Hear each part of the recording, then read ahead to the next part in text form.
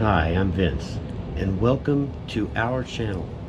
Thank you so much for all the response from that first video. It was pretty incredible. It blew me away.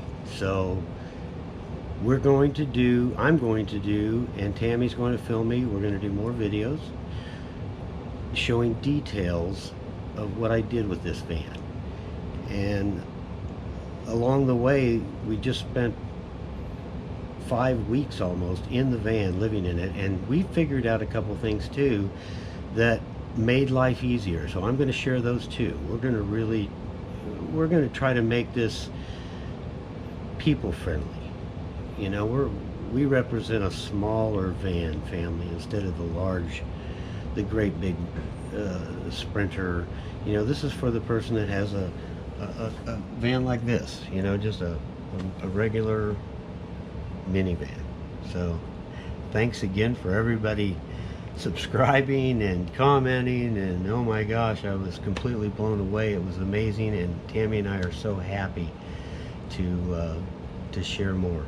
So buckle up, here we go. Thank you. Okay, now this is a photo, one of 2 photos I only have of this build before I welded it. This is 1/4 inch by 2 inch flat stock. Same with all the pieces are 1/4 by 2 inch flat steel.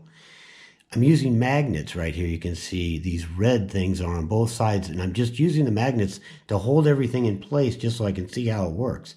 There's a vent under your seat right here, and because of that vent, you've got to raise up above it. You can't just bolt something flat down on the floor because your heat vent's under there. So you have to come up first, and then of course the hole was for the plug, and this is the piece right here that goes before I had built any more support from it.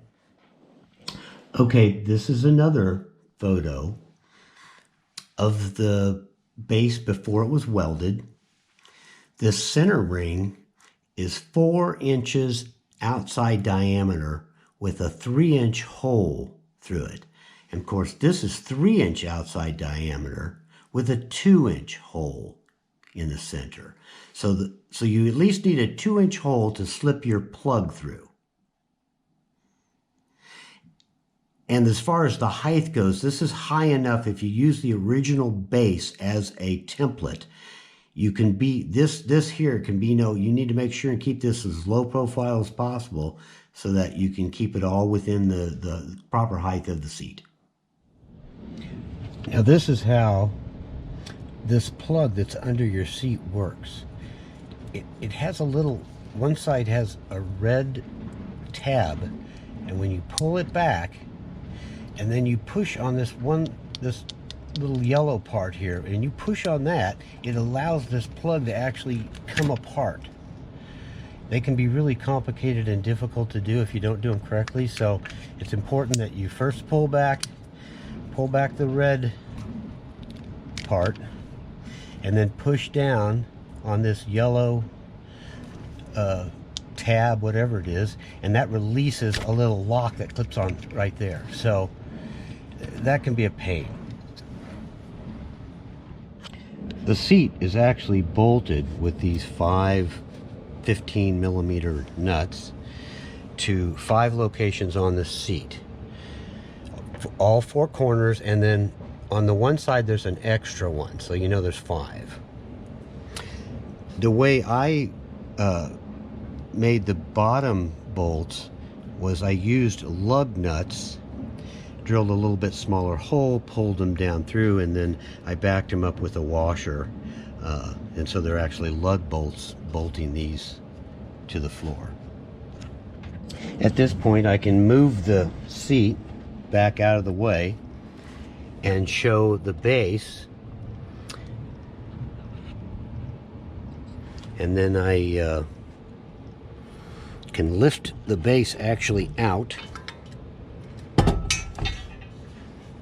The base will actually come out, and then there's the plug. The plug, actually, you turn it sideways and it fits through the hole and goes all the way through. So it's one of the reasons I had to go with a large hole so that the plug could go through. And then this right here is like a gravity stop.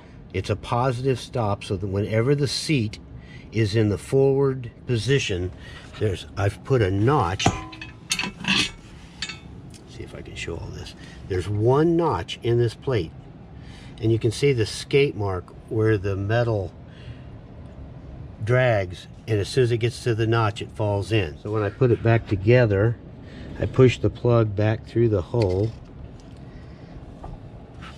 pull it through, and then this platform can go. I'm trying to show this, it's hard to do.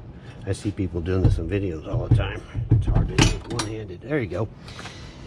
Now the little release lever, I don't know if you can see it.